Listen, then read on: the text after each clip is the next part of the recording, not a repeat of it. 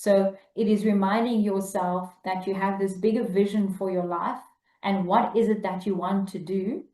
I always looked up to Princess Diana when I was younger, and it wasn't because she was a princess. It was because she got to do social impact. She got to do, charity work.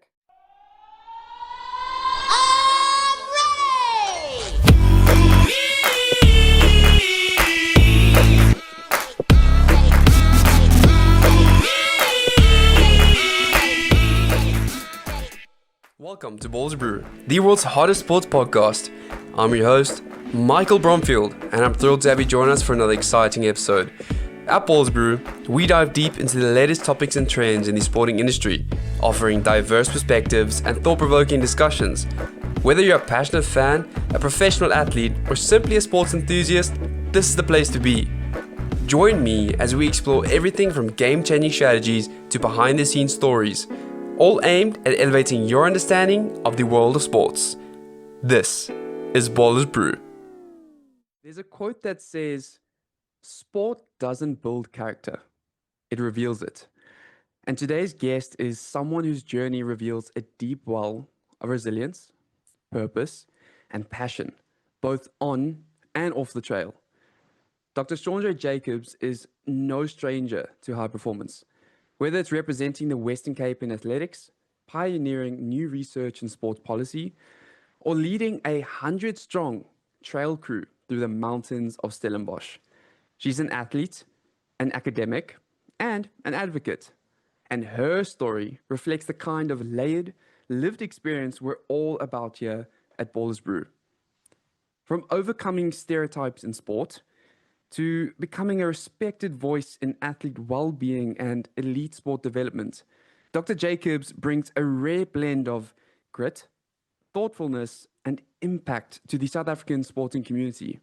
But as always, titles don't tell the full story. So in today's episode, we're unpacking the journey behind the CV, the mindset shifts, the sacrifices, the quiet pivots and bold decisions that have shaped the athlete and academic she is today. This one's about movement, meaning, and making space. And I'm incredibly excited to welcome Dr. Shaundré Jacobs to Ballers Brew. Thank you very much, Michael. I appreciate the nice introduction, and I'm looking forward to the talks today and to share a little bit about myself and my journey with all the listeners out there.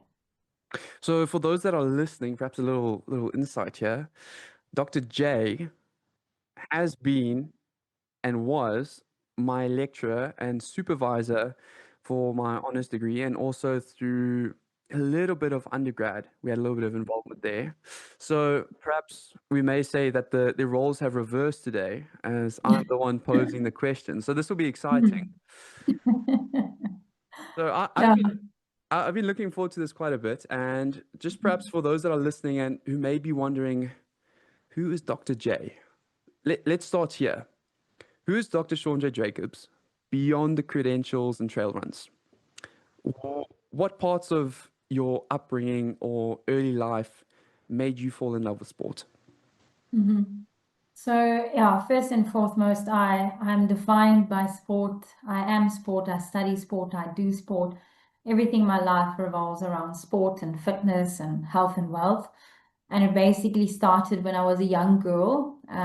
My grandfather, my late grandfather, he was a big sports person. So every weekend he would be watching rugby or cricket, whether it's on the TV or listening in on the radio. So if we would leave the house, I would be so grateful that I don't have to watch cricket anymore. But then in the car, he's listening to Radio Sonder Grense, listening to the sport.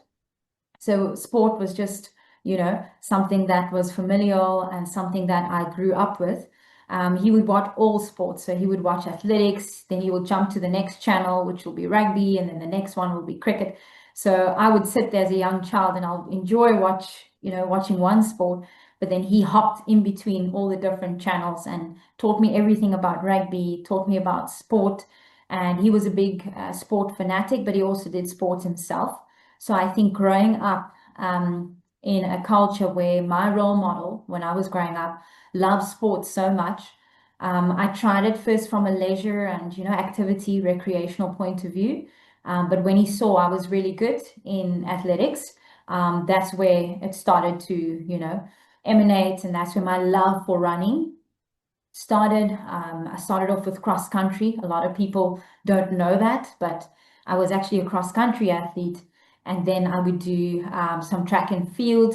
Started off with, the longer distances, went to long jump, even dabbled a bit with your high jump. Didn't like it much. But yeah, and then one day someone told me, but I have the perfect build for 400 meters. And I never wanted to do it because 400 is really such an extreme event. I mean, everyone knows 400, it's just, a death ticket. And I tried it and I just loved it. I actually went to go do some scientific testing and I found that I've got, both fast twitch and slow twitch muscle fibers, so intermediate, which actually made sense to me. That's why I couldn't be good at your explosive type of movement, so your 100 meters or your 200. And I would excel more on the 400. So yeah, I started that journey of the 400 meters and I did cross country in the off season just to maintain my fitness. And I think that's where it just started my love for sport, and I never stopped training. I think if you don't see me training or exercising, it's probably because I'm preparing for a race, or I have done a race, or I'm ill, but I will always be out, out and about on the trails or elsewhere doing sport. So when I was a young girl, just being exposed to the love and passion of what sport brings and what it means to so many people, also bringing different people together. When you talk, when you go to a braai or to a party, if you talk about sport, you can link everyone because everyone's watching, everyone understands, even if you don't participate. So studying it was a no-brainer for me, getting into sports science in my undergraduate because I really loved, you know, the whole sports science and the aspect behind it. It's been a common theme of discussion that I've had with various individuals over the past few days, but I love that you're tapping into the idea of community.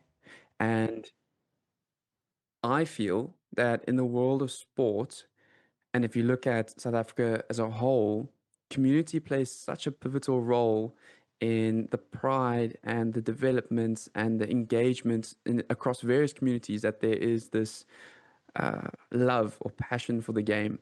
And more so that I find it truly special that you say your, or the way I understood it, is that your passion for sports began at the family circle, your inner circle, through your role model. And I find that truly inspiring and a very, I can't think of the right word, but special to be able to have individuals close to you like that to really show you the true impact of sport. Perhaps to veer away, you rightfully mentioned that love for sport itself then transitioned into your reason for wanting to pursue further education within the sports realm, and you briefly touched on that. But let's dive into that a little bit deeper, right? So from provincial athlete to PhD, what lit the spark? Was there a moment in high school or early university where you realized sport could be both a personal passion and a Mm, professional pathway? mm. Yeah, it wasn't like a specific moment, but I think it was an amalgamation of various things and people, that you chat to, whether it's indirectly or directly. But there was one time that I got chosen for the Western Province team, and we had to go for scientific testing at Stellenbosch University, actually. And the girl who was testing me, I asked, what is this? And she said, no, this field is called sports science. And we get to, look at the numbers, look at the stats, and then we can put that into graphs. And then we give you recommendations on what you need in terms of your performance so that you become stronger, faster, and be able to do your sport for a long period of time. And I was really intrigued by this. My mom wanted me to study law because she works at the magistrate court. And I was just not into that. And I went to the open day of Stellenbosch University of no other university, only Stellenbosch. And I obviously love the culture that Marty's had at that time, because if you look at UCT, they weren't that great in athletics per se. I think they really good in rugby and other sports, but Marty's stood out for me in terms of their performance, the amount of athletes that they took to the championships. So Marty's was a presence, right? And because of my athletic ability, I got a scholarship to come to Stellenbosch University and then pursue my undergrad in sports science. And yeah, when I got here, I quickly realized this is something that I love. This is something that's a calling for me. At the time, I wanted to become a sports psychologist. So that was my dream, the mental side behind performance and athletes. And as soon as I progressed into the academic program, I saw, I need to go do a PhD in sports psychology or psychology to be able to become a sports psychologist. If you don't, you can be a mental coach. And at that point in time, I didn't even envision myself doing a PhD because, wow, that's only for smart people, again, that undermining yourself and your ability. In my second year was quite a defining moment. We had fitness in my second year, and I was exposed to strength and conditioning, running, agility, all of those different biomotor abilities. And I was just, what is this? And then it linked to that moment that I had with a sports scientist in terms of what she was doing. And I'm like, this is what I want to do. And then there was no brainer. I went on to do my specialization in fitness in my third year. And I absolutely loved it, loved working with people, helped, understanding performance. While I was studying in my undergrad, I worked at Marty's Rugby. I worked at Marty's Rugby for about 5 years. Started off as a first aider, just running on and off the field. And then later on became the strength and conditioning coach for the Marty's teams, various teams, sometimes two teams at the same time. But it was a very exciting moment for me. At that moment in time, there weren't a lot of women in, sports like rugby or football. So it was quite challenging to kind of break the barriers. But I think through my education, and my sport, got the confidence to push through. After that, I went on to do my honors at Stellenbosch University in performance sport. It was a no-brainer because I was a performance athlete, participated for Boland, Western Province, depending in which province you base the geographical boundaries on, and then went all the way up to national with my athletics. And I still continued to do that when I did my honors, but I stepped down a bit in terms of my performance because I needed to focus on my academics. Academics was quite important for me. I really loved strength and conditioning, so I did my research project on it as well, mostly on football players. And then I continued with my rugby strength and conditioning in that realm. And then there was a defining moment. I worked at that time, they were called SUSPE.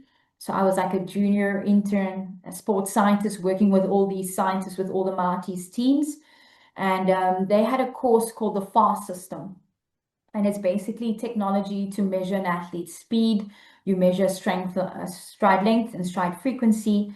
And there's force plates in the block, so you measure the force in Newton. So yeah, I loved it. I was the only intern that could attend the course with these other sports scientists. So I was, very privileged to be able to be invited.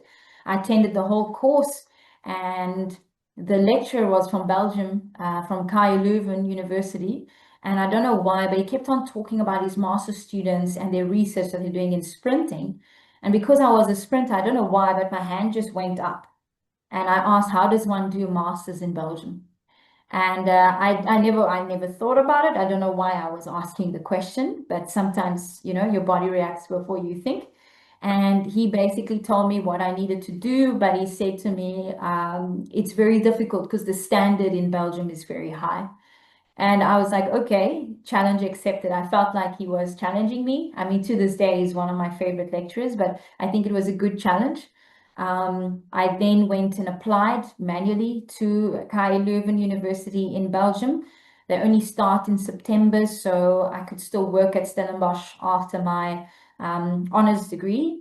I had an athletics academy where I taught girls life orientation, life skills, while still teaching them, and coaching them athletics.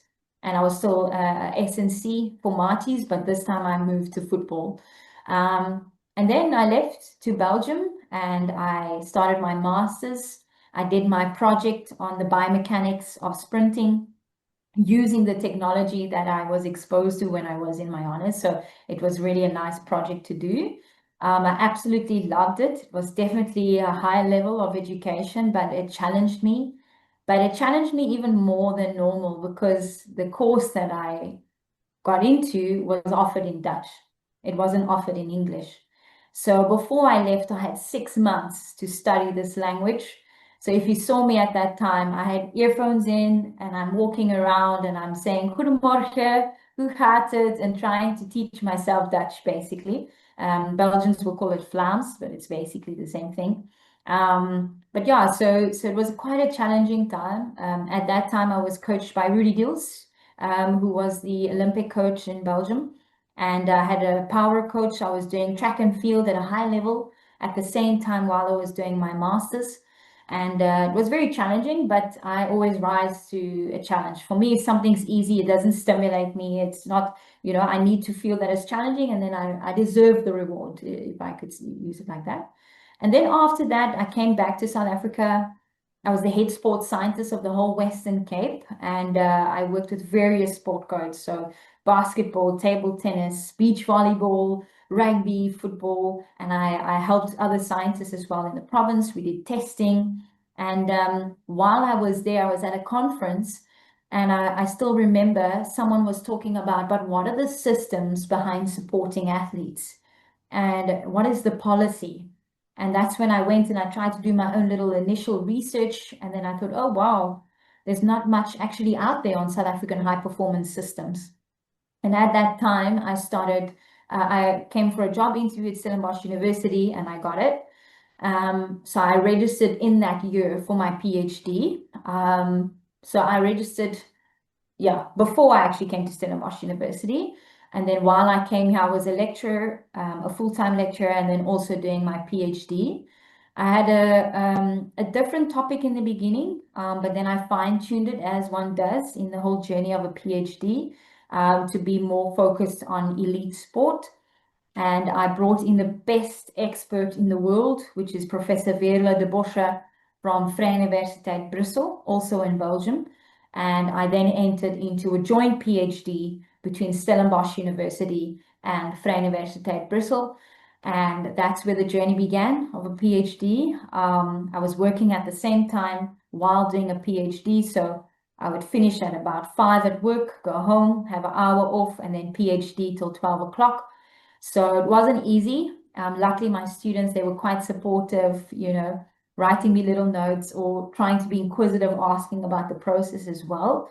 But it was very difficult, and it's an experience that I won't highly recommend to anyone. If you're not resilient, if you can't take hits, don't do a PhD because it's the most loneliest place you'll be.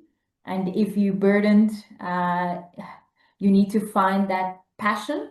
Otherwise, it's not going to be a thing that you love. At one point in time, I weighed 49 kgs. I had pimples on my face. My hair was falling out because trying to juggle being, a lecturer as well as doing a full-time PhD, full-time lecturer, it's really tough to do both. But luckily, I got a sabbatical in my last year of PhD, 6 months to finish it off. And I truly feel I did my whole PhD in that 6 months period. As it didn't train, can you believe it? I didn't do any activity, any trail running. And yeah, I gave it my best shot to finish it off. And that's why now I love running in the mountains and exploring because for 5 years, I did my PhD for 5 years. I didn't have that. So, and then COVID hit after that, so it didn't help much. But yeah, sorry about the long story, but that's my journey from, what did you call it? Track to PhD. Provincial athlete to PhD. Yeah. Yes, yeah. I must say we've briefly spoken about your academic background, but to truly hear the depth Mm, you went to and how challenging it must have been. And I can only imagine the struggle in terms of mental resilience and self mm, fortitude and trying to really rise to the occasion. And perhaps as mm, an athlete or for athletes that are listening, we're used to, or for some, it's harder for others, but in the moment being or finding self poise mm, and mm, really being able to reassure yourself, knowing that you're able to put in the work to get through. I would like to mm, backtrack a little bit though, because we mhm, ended on the PhD, right? We're back in Stellenbosch. You've got yourself a position as a junior lecturer mm. or senior lecturer? No, I started as a lecturer. So how it works is you have junior lecturer, lecturer, senior lecturer. So I came in as a lecturer. A Yeah. lecturer, right. So I'm going to backtrack a little bit because I Mm, find this a very pivotal moment mhm, from Marty to Leuven. mhm, mm, That's a very bold decision that you said, and it wasn't never something that was on the top of your mind at the start. But I do think it's fairly significant in terms of shaping your journey. And mm, where I want to go with this is you mentioned through that journey, at some point you were looking into sports psychology. You wanted to tap mm, into the mind of persona within sport. mm, And I use that mm, word on purpose.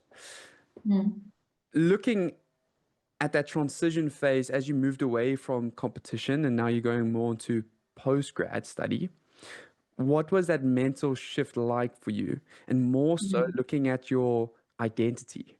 How did that mm, evolve when sport became more academic than mm. athletic? Mm, mm. Yeah, that was a very difficult period, because people always ask you, who are you? You know? And I think when I retired from track and field, it was more immense and it was more of a trauma and I use the word trauma because it feels like a trauma. So the first decision before the hanging up of the spikes is, okay, I am an athlete, but I'm also an academic or a student that loves studies and I do well in studies. So if you ask the question, who are you? My question would be, I'm an athlete, I'm a sprinter. Now I had to transition from being the athlete to the sports scientist or the student, right? And I never ever introduced myself as a sports scientist. So it was very difficult to break away. But I remembered my grandfather saying, the one thing, if you've got it, no one can take it away from you is your education. So whatever you got to do, you put your education first. And I don't think he intended for me to study far. He wanted me to study, but I don't think he would have thought I'll do a PhD. But in the back of my mind, I always thought, what would Pa, I called him Pa, what would Pa want me to do? And yes, he would want me to do well in athletics. And at that point in time when I did my honors, it wasn't that I was doing less or retiring. It was just that I am taking a step back. If I look at my priorities, it will be academics and then my sport. Previously, even though I was a student athlete, it was sport academics. But I did well at both. So I can't actually say the one was a priority over the other or not. I think it's more in athletics, at the beginning of the year, you have your national. So most of my focus will be on that, where the second semester, winter, it's a little bit less. But our lecturers are very lenient and happy to extend dates for assignments and tests, etc. at university. But I think just asking for myself, I'm a very practical person and objective. If I'm going to go 100% for my track and field and 100% for my academics, which was my honors, I'm going to burn out and I'm not going to give my best. One is going to suffer.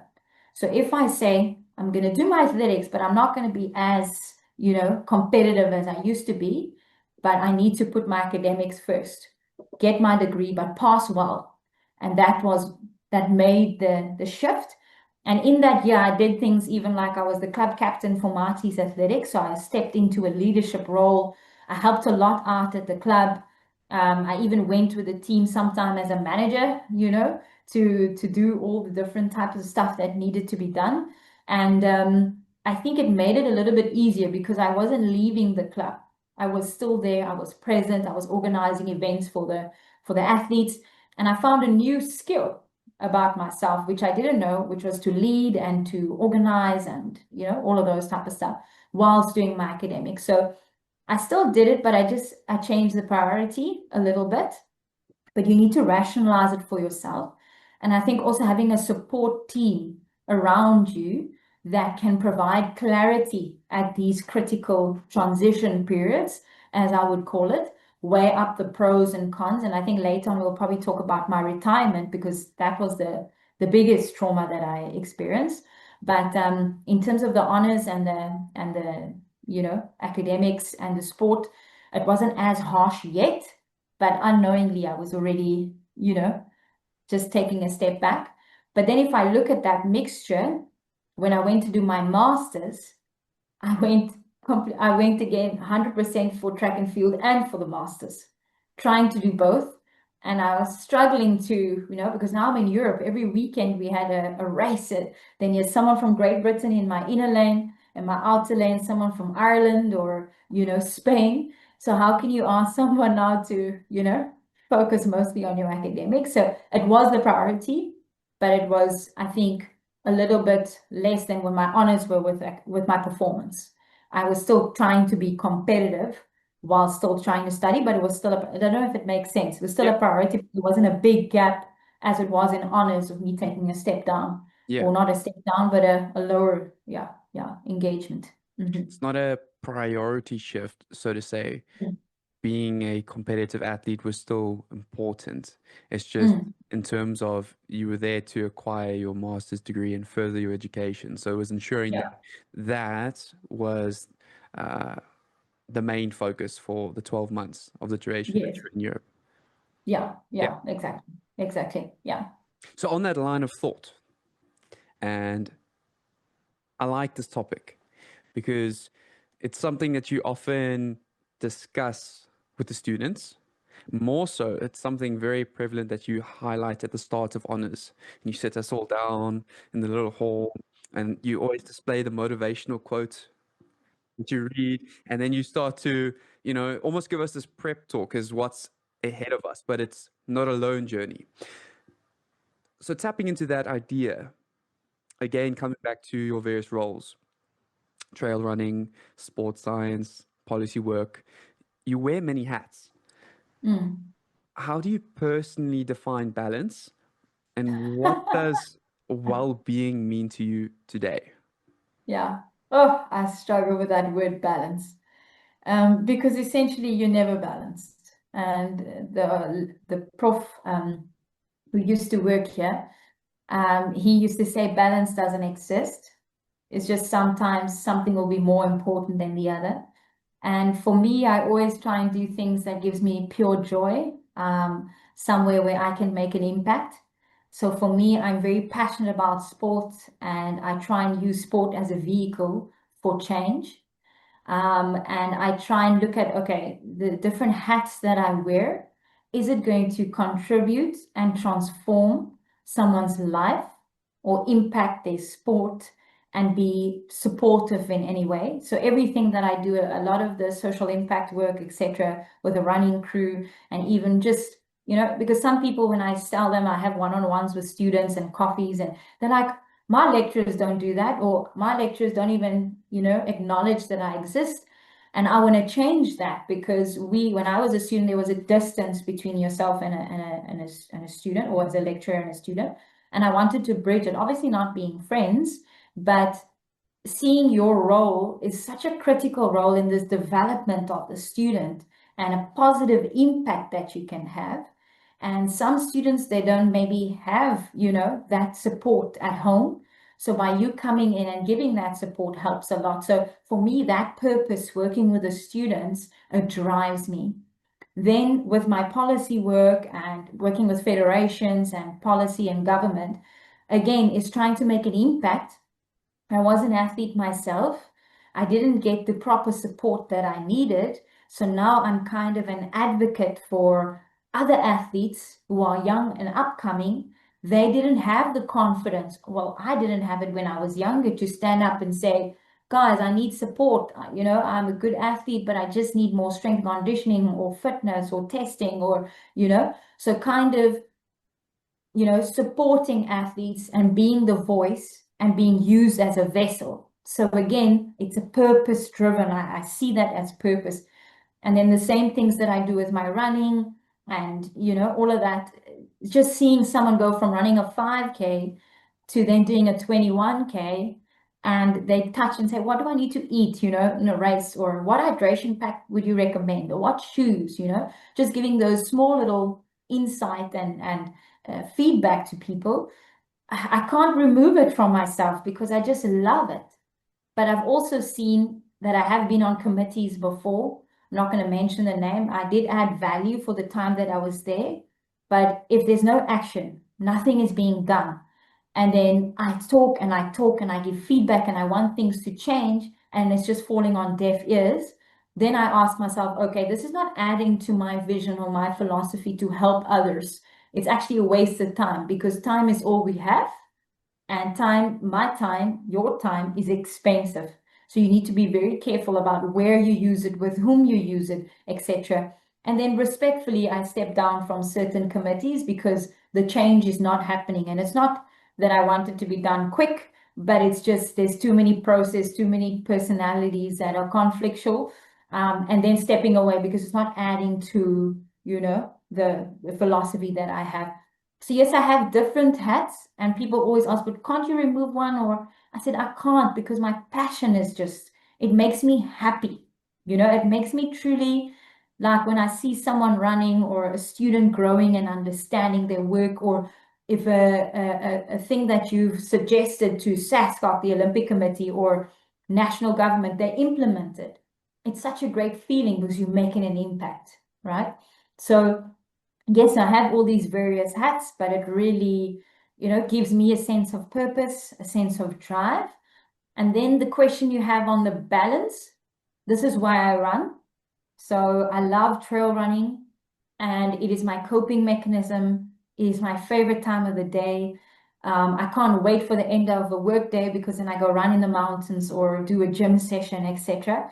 But the way there will never be balance, but the way I bring sustainability in my performance is by being healthy, by being active, by doing movement, and then you link the community along with that. So, having a running crew and seeing the people, chatting with them about different spheres of life, that gives me a sense of relaxation. So it's like anything in life. If you're working hard in certain aspects, you need to work in your recovery.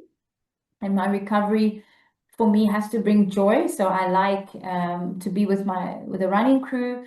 I like going for a massage, a sport massage. It relaxes me, not only for performance, for sport, but also just stress from my work. I love spending time with family and friends. So that gives me a sense of, being down to earth. And then yeah, I love doing things that I haven't done before, exploring or doing rock climbing, which I did the other day, even though I have a fear of heights. But keeping yourself, yeah, firing and just keeping yourself excited for life, and not living a life where you hate your life, so you're in control, you can change what you want to. And for me, all these different hats, they bring me joy and they create, I can't say the word balance. I don't know what it, symbiosis, but it's just amalgamation of various things like a puzzle, but I love it all. So yeah, I hope I answered your question. No, I think you did. I think Mhm. I can see what you're saying. I kind of picture like a Venn diagram. Mhm. It's these Mm. different areas of interest, but there's an overlay Mhm. because each Yes. circle is Mhm. complementing the next. And when you're Yes. working Yes. within one space, there's an overlay as to how it might contribute to your interest or passion. So it's Mhm. essentially having multiple verticals, but in a similar environment. Mhm. Yeah, sport. Yeah. Yeah. From that, though, you mentioned on the lines of finding satisfaction through the implementation of systems within the nation. So whether that be SASCOC, whether that be Western Province Athletics, and also given the research you did within your PhD, and from what I might be wrong, but from some discussions regarding topics that you assist with other masters and PhD students, there's significant research that you've done within elite sport policy within South Africa. So Mhm.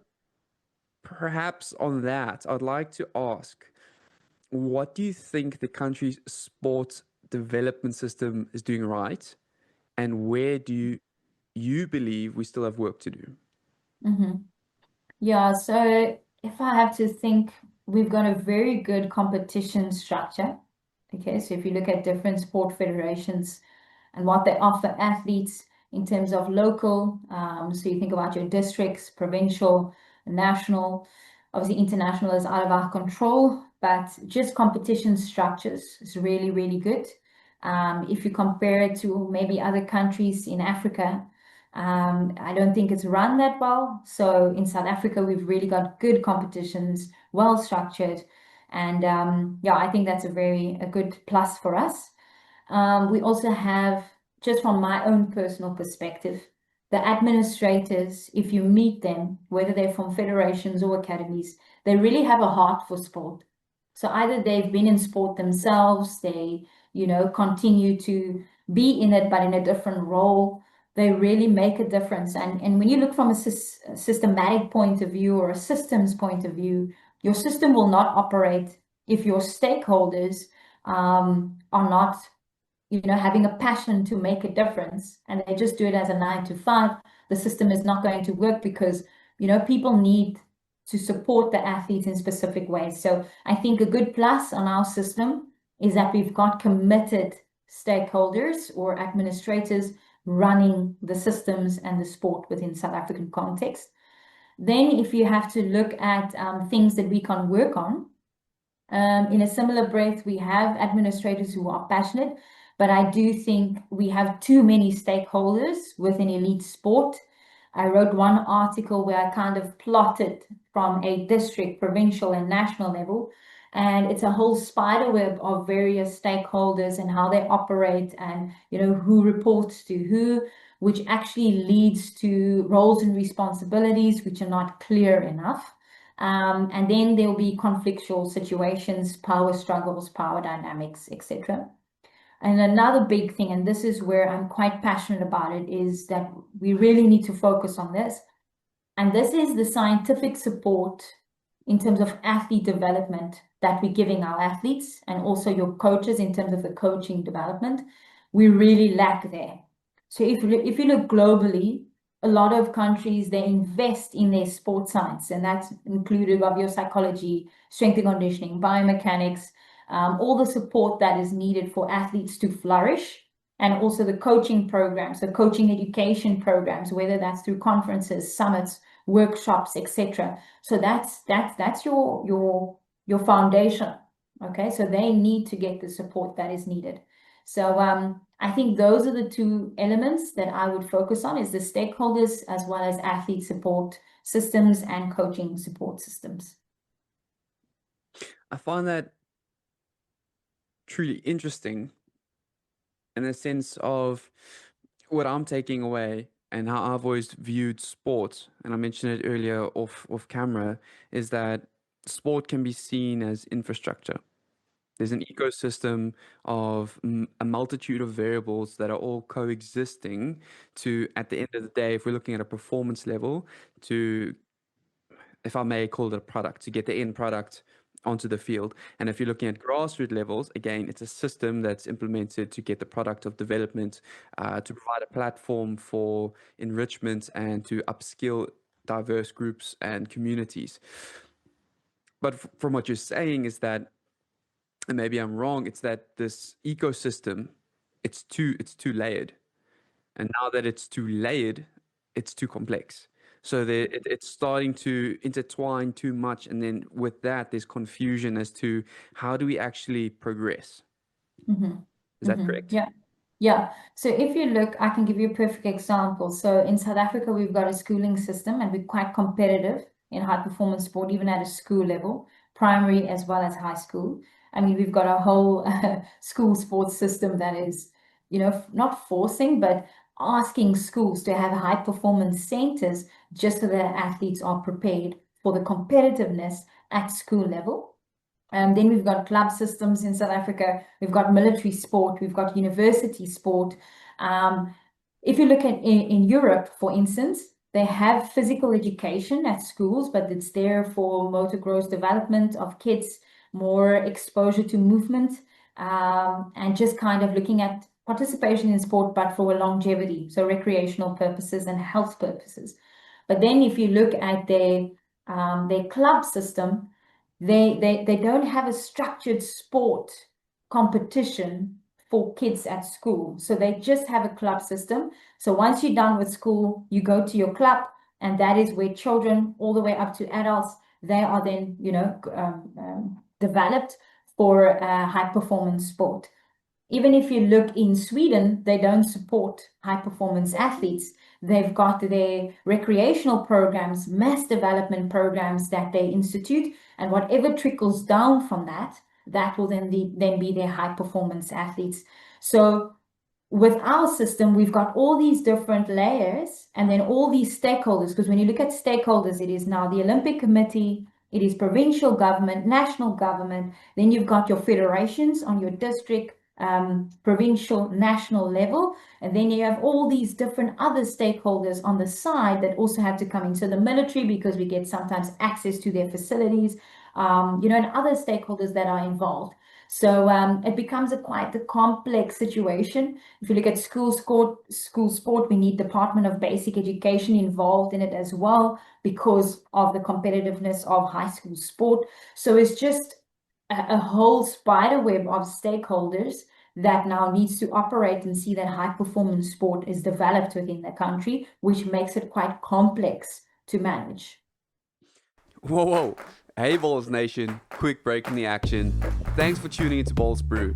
If you dig our fresh take on sports, please rate, review, or share the podcast.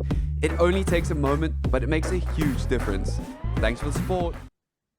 Within what you said, I really want to tap into perhaps looking more into the role of sports science. And maybe we can tap into a little bit on the sports management side.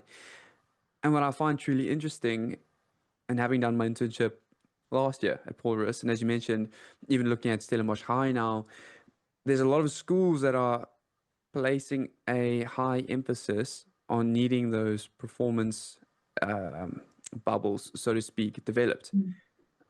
In your role and the position that you're in, how do you see sports science evolving over the next 5 to 10 years in South Africa? What would you like to see? Yeah. Well, I actually think that it's good for schools to have educated, qualified people. So the students that we produce and that we developed within sports science to be able to become strength and conditioning coaches, or even administrators to manage these systems, so that some of them become directors of these performance centers at schools. But I think if we place these professionals, qualified people within school structures, many schools are doing it already. But if we can have more of them, we have quality movement education being then done at school level. We don't have physical education at schools. Unless you're a school that has the resources to employ someone, then you will get access to physical education and movement. We've been fighting for years to ask of government to bring it back. And there are talks about it coming back, but yeah, we don't know, we're not sure. But because we don't have physical education at schools anymore, we have a generation that is not being able to move efficiently. If you do sport, then it's a savior that it's actually, offering up that movement education and movement capacity. So I feel if we place these sports scientists at the schools, there's actually an opportunity for the youngsters to be developed, but properly. So we know that games and matches and sprints, athletics, sports, various sports, they are becoming dynamic. They're becoming faster. There's different strategies and tactical and technical skills that are now required.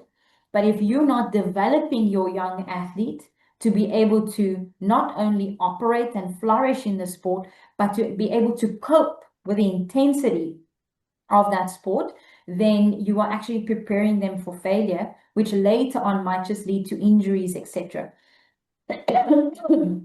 So I think by having quality education being taught at schools will actually help the young athletes' development.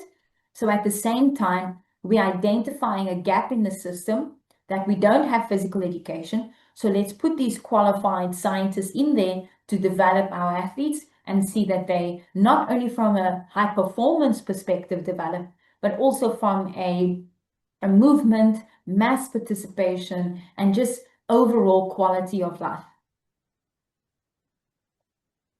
What I'm taking note of is that how I see it in terms of a pipeline system is you're helping create depth. You're furthering the foundation within sport as a means to drive, number one, longevity and health in the overall population, and to see that essentially we're looking after the well-being and the longevity of health across the board.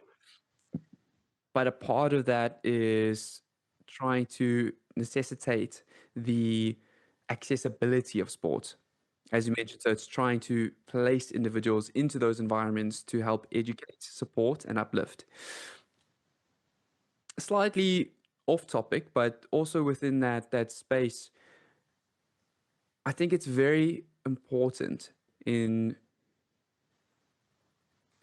I don't want to say in today's world, but it's just a very important topic. And I'd like to unpack this with you, given your roles that you play.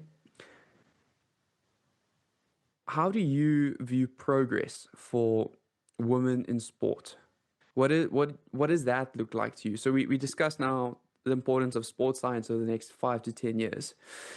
But where do you place the impact that women in sport can play, and where do you hope to see the biggest shifts in the next few years? Mm-hmm.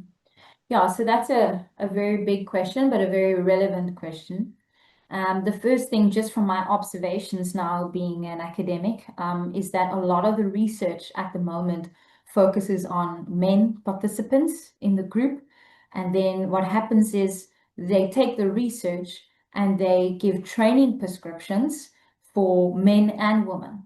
But there are obviously differences in terms of women, their biology, how training affects their body differently than men. So we need to include more women in research and not exclude them because of the menstrual cycle. So currently, a lot of research do not include women in research because they say the confounding variable or factors is that women experience menstruation, which is actually so different, and therefore we can't include them in the study because it's going to affect the results. So that is the real thing that scientists say. So I was a few years ago at a conference in Paris, and the take-home message at the closing ceremony is, yes, it is difficult to understand the menstrual cycle because it's different at different times for various women, but we need to do more insight and more research and get more information on how training affects women's performances and their overall health so that we can give training prescriptions that are specific to their needs and how the training might have to be altered and changed so that you get 100% from their training and their performance, and not take training considerations that have been based on the men population and then apply it to women within performance sport. Okay.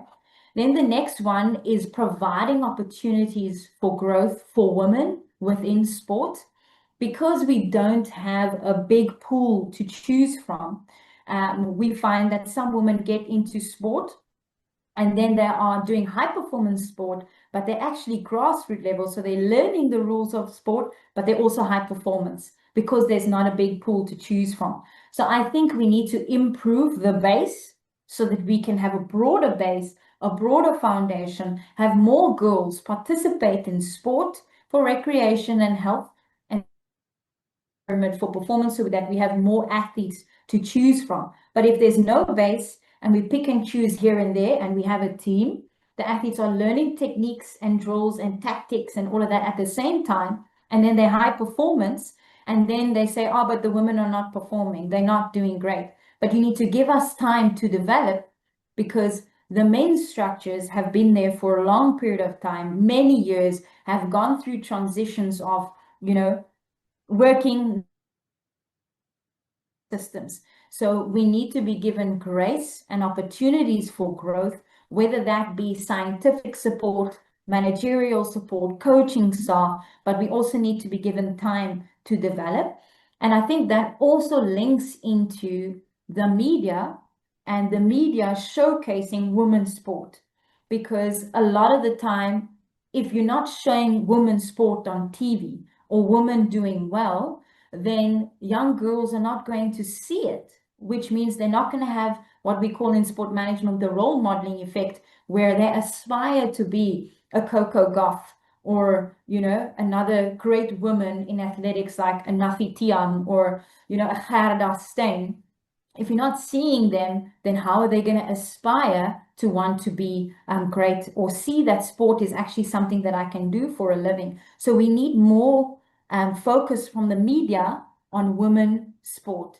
And then we also have to create safe spaces and safe environments for women to flourish within their sport. So I make an example of trail running, which is my sport.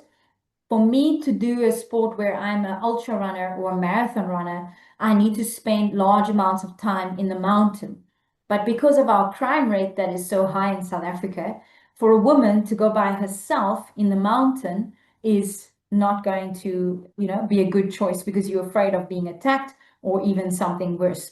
So we need to create, like what I like about the running crew culture is that you don't have to feel scared because you've got these big groups of people going into the mountain or running on the road, and it's safety in numbers. Okay, so we need to think about what are we doing and have a more purposeful approach to safety and creating safe spaces for women so that they can operate and flourish.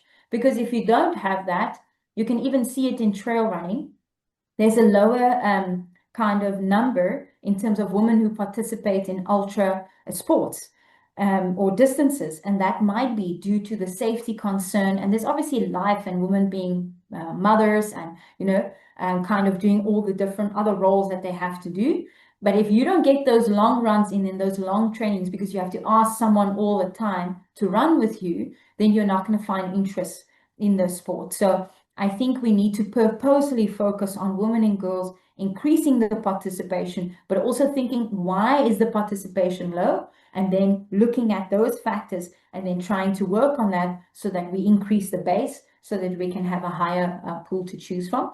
And then I think also just brands supporting women, coming on board and seeing aspiring women, whether it's in, various sports, and just, using them, using their story to be able to show other girls that, look, you can also be an elite athlete. And I think brands who do sponsor a women who are dynamic and who are currently in sports, I take my hat off to you because they are really trying to create opportunities for growth, whether it's financial or just, from a brand perspective in terms of awareness. But the more we do that, the more we can increase women's participation as well. So that's just in a nutshell a few things that I could think of. I don't want to take away from what you've said, but the three main points that have come to my mind from the points that you've raised, it's first, it's access. Secondly, it's exposure. And then finally, it's inclusion. And that's across the board. So first, looking into research discrepancies. So not being inclusive for both gender roles and how that will influence scientific data. And then secondly, it's platform. The platform branches out into various topics. So looking into media. And I think this, from what I see and from what I've read, the States is really doing well in this area in terms of providing a platform for women's sports, specifically looking at the WNBA over the past 2 years, and then the inclusion in the NWSL, where there's been so much growth and exposure for women's sport, which I think has been an amazing opportunity to see. Specifically within recreational growth within the country, like you've mentioned. And I think that's a good case study that one could look at to see, again, we're not I don't know, I can't remember the word used, but we're bench learning, something that we can bench learn from overseas. And then also associated with the media aspect is how brands are seeing the exposure that women in sport can have and also being able to support these initiatives. And I think if you can get that equation right, then hopefully then it comes with the environment. because now you see the support and this community coming together, that you'll have this environment for more inclusive engagement across the levels of grassroots to recreational to even community and then going into performance. To perhaps segue to as we into round down in our conversation, I would like to go into a bit more of a light-hearted segment. Okay, this is something new. I've never done this with any of the guests, so I don't know how this is going to go. But for those that are listening, if you like it, I'm calling it the Brew Break. All right, okay. So we got 5 rapid-fire questions. One or as close to one-worded answers that we can get. That's the Okay. idea. Okay. Okay. There are 5 questions, one-word answer. If you want to Mhm. explain briefly, you can. But we've got 5 questions. We're going to get through them quickly. Are you happy? Yes, I'm good. I'm ready. Perfect. So the first question: what is your go-to pump-up song? Pop-up song. Pump up. Like you're going to a race or it's a big boardroom meeting with the execs of the university. We're listening to a song to get us pumped up.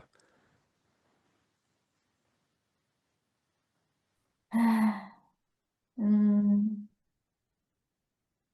I know the song, but I don't know words of songs. Uh, yeah, I can sing like, um,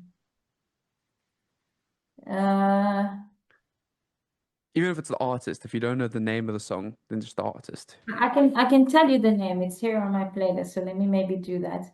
Um, it's on my playlist right here. I actually listened to it this morning. Um, Dancing Again by Timo. Ah, okay. Yeah, Okay. that's That's a good song. yeah, that's again. Yes. So question number 2. If you weren't in sport, you'd hmm be a dot dot dot. Lawyer. A lawyer.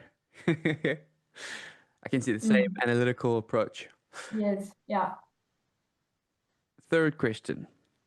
Who is someone in sport that you would love to have a dinner with, past or present? Mm.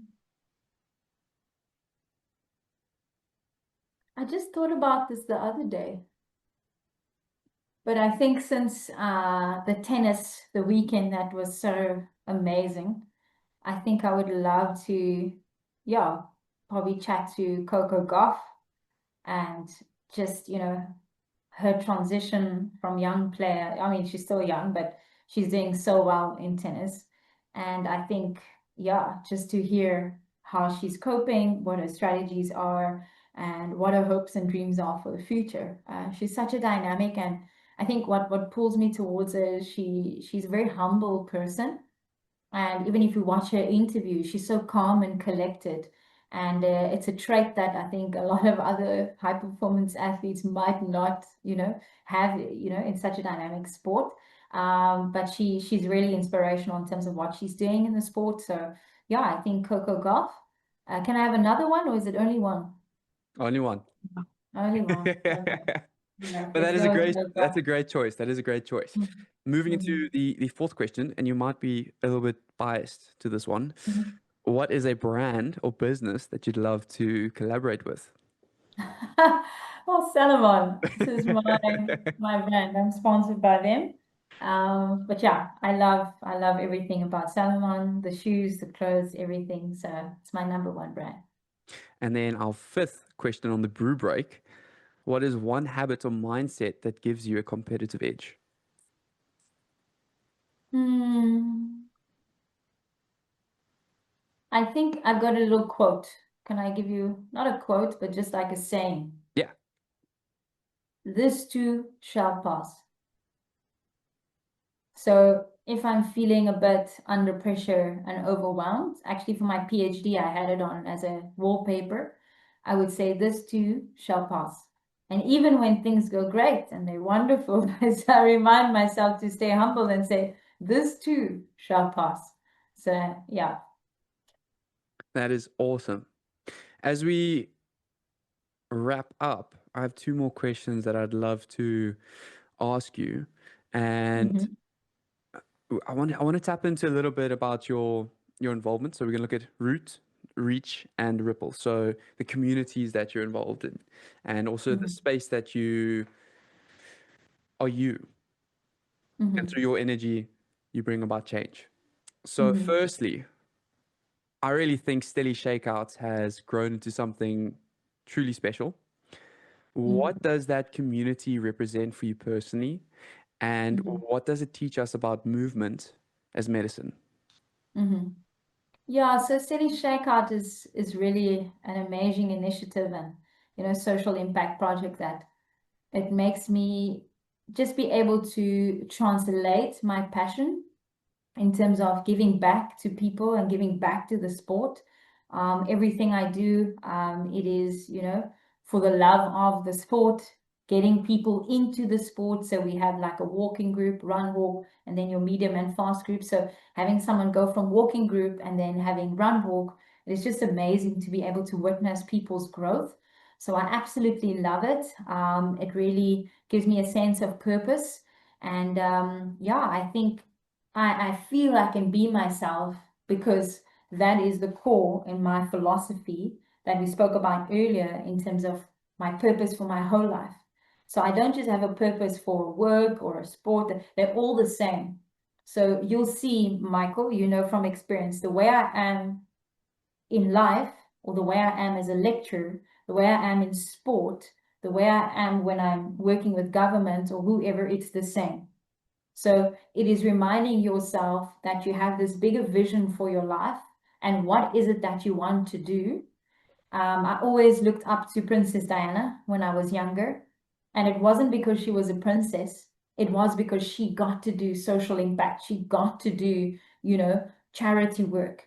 But being able to give back and being able to give without receiving and working in the running crew and Steady Shakeout and the community is just so amazing and inspiring to me every day to be able to just do it because I love it and I'm totally passionate about it.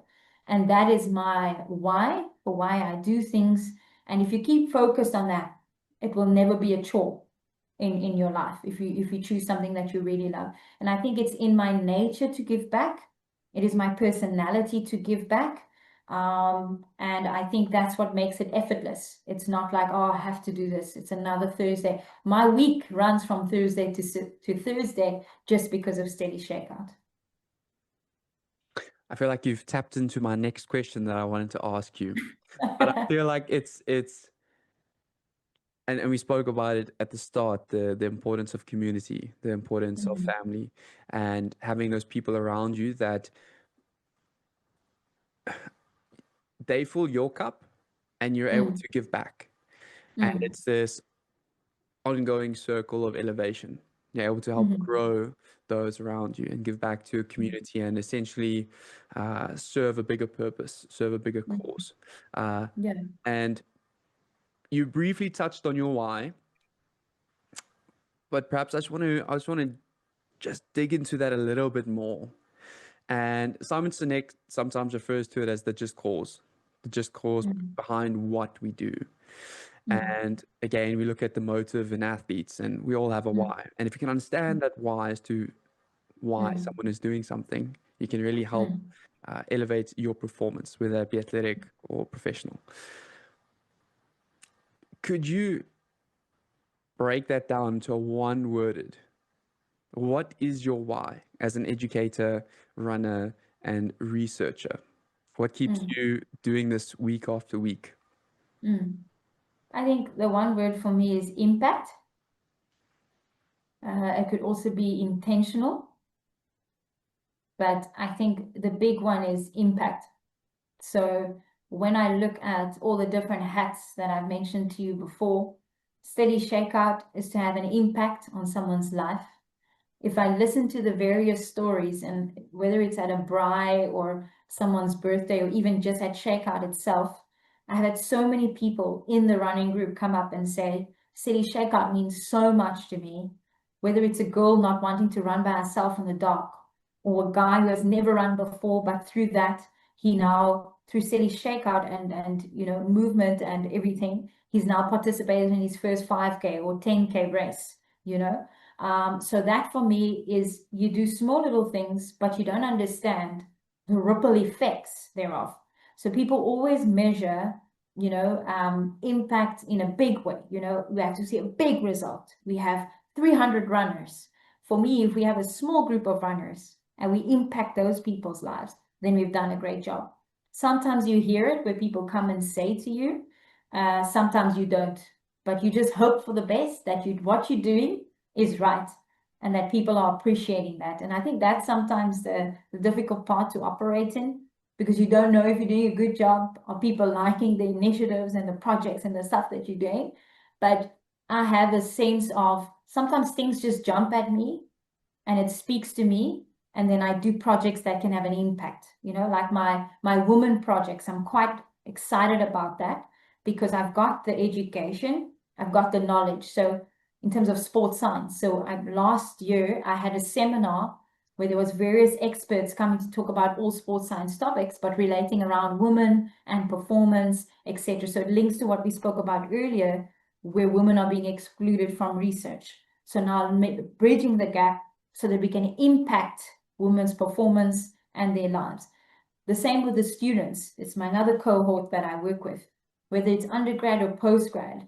When I see the students flourish, when they understand a difficult concept, when they grow in confidence doing a presentation and they're speaking, with total confidence, and they do well in sports, or when they go work for the booker, where they work for a school and they send you emails or WhatsApps, or even on Instagram, they send me stuff to say, look where I am, it's because of the principles or just something I said to them in the, going by, and they've said that I've impacted their lives. So again, impact, and then if I look at policy or working with federations and government, it is just seeing people and systems change because of things that you've said, recommendations you've given, things that you've, proposed, and people actually listen to you. So last week I had a big engagement with the federations, and it was so impactful.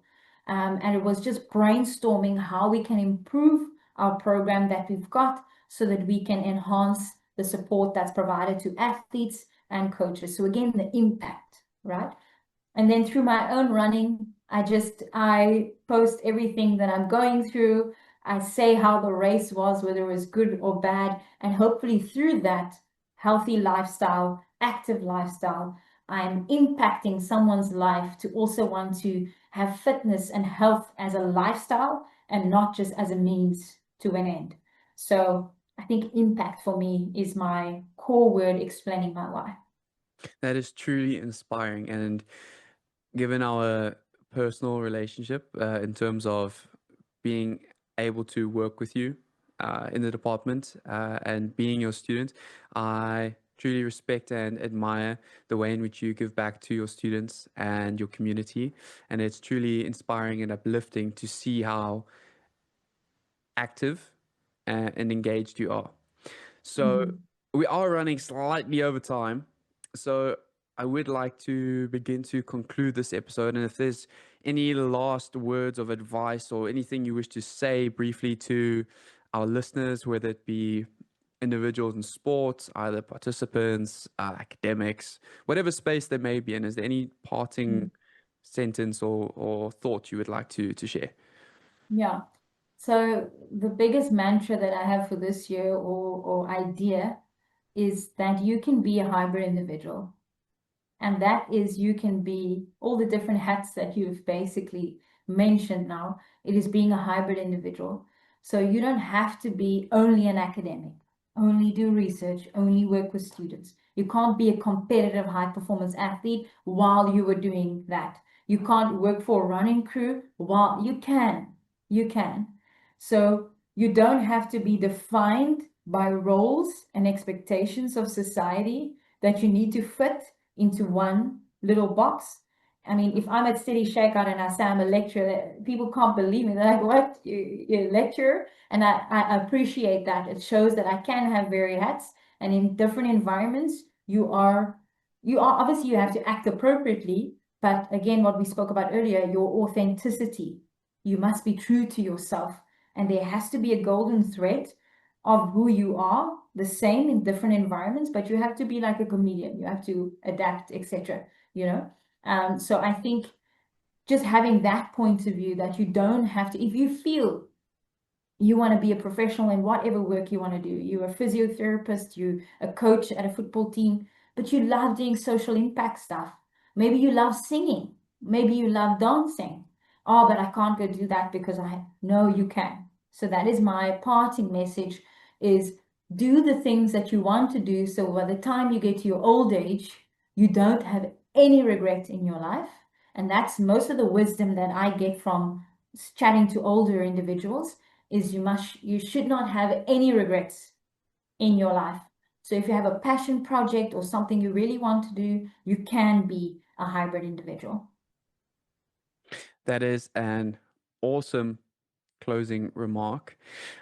Again, going back to our intro, highlighting the quiet pivots and the bold decisions that we make on our journey through life, and essentially just setting ourselves up to really grow and to try and give ourselves the best opportunity to find success within our various endeavors, whether that success be individual, because success is very subjective. So Dr. Shaundré Jacobs, thank you so much for your time. It has been truly insightful being able to engage with you online and just pick your brain a little bit about your personal story, and also just to further understand the work that you're doing within the sporting community and how you are truly giving back to South African sport and helping further lay the foundation for future generations to come. For all our listeners, wherever you are listening around the world, I truly appreciate your time. And as always, there are many more insightful and engaging conversations to come. For now, that is it. I'm your host, Michael Bromfield, and this is Ballers Brew signing